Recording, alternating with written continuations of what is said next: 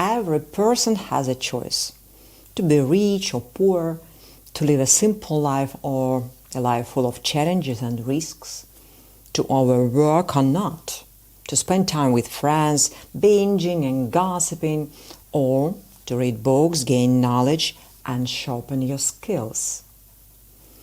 It's your choice to consciously build your future or to drift through life without laying a foundation for it.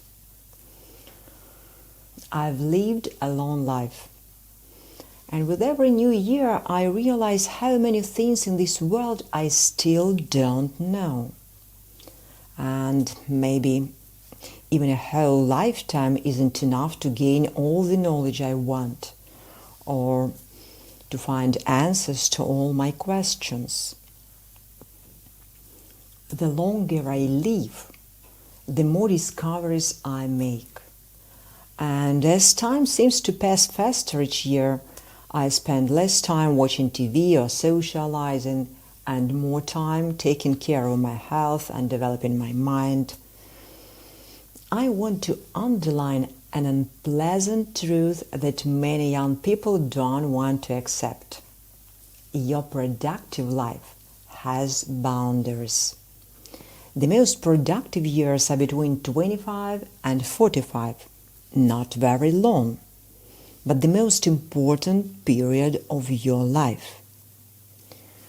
These 20 years are the time to sow and to build the foundation that will define the rest of your life. After 45, you will inevitably reap what you sowed in those previous 20 years. Sow good seeds, and your harvest will be rich. Sow hollow seeds, and the struggles of later years will be greater. Dear friends, I know what I'm saying. I've been poor and I've been wealthy in my life. Life before 25 is exciting and amazing. We look at the world with zest in our eyes. We are very optimistic, sometimes even too optimistic. All opportunities, hopes, and dreams seem possible and within reach. We have a lot of energy.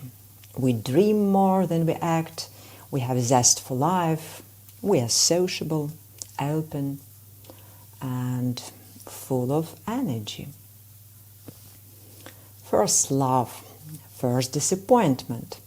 But all of that is only the beginning of your life story. So, you are full of blind hope.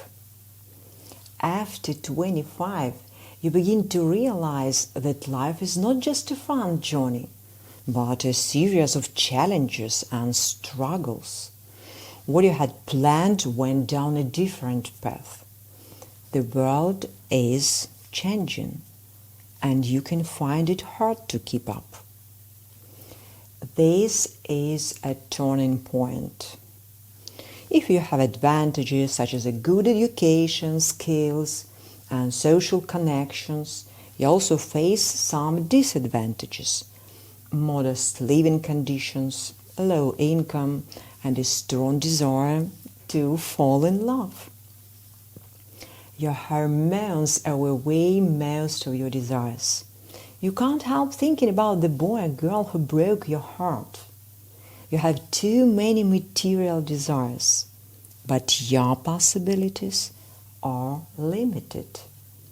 First disappointments appear. At last, you realize that all people are different and you have to adapt to them. You also have to adapt to the thought that a lack of money is your reality. Being frugal is not the life you had dreamed of, but you start to get used to it. It's your emotions that prevent you from focusing on what really matters, building your career.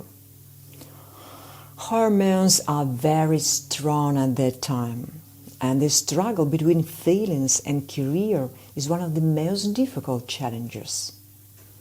Marriage can help bring your emotions into order, but only if it has a solid material foundation.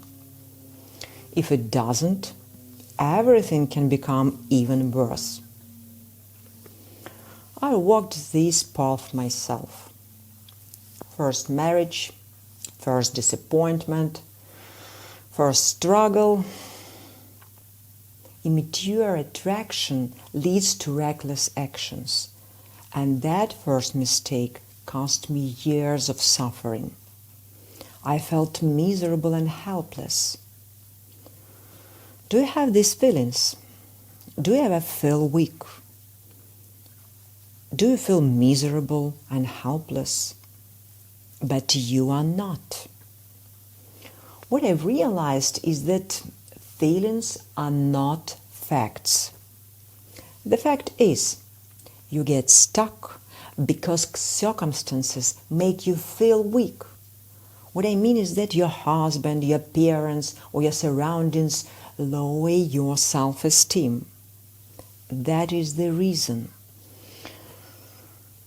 I was young, and I was in even worse conditions because I had a baby and lived in a small city with no career opportunities. Believe me, once you remove that negative pressure on yourself, you can change your life dramatically. Here's another fact. No life comes without struggle. Failure, burnout, and solitude can shape you in two ways. They can make you stronger and wiser, or they can leave you stuck. One of the biggest reasons success takes time is doubt. What if I fail? What if I look foolish? What if I never marry again?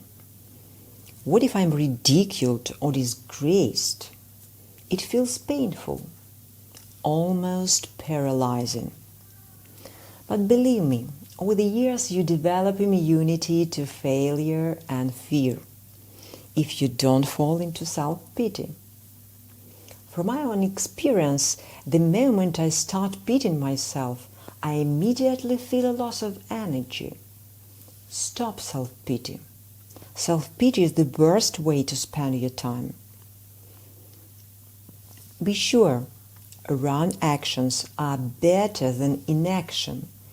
Even a wrong action leads to an outcome, and every outcome becomes experience, and experience is how we grow wiser. Another fact I've learned is that life is changeable. It moves through light, gray, and dark seasons over and over again.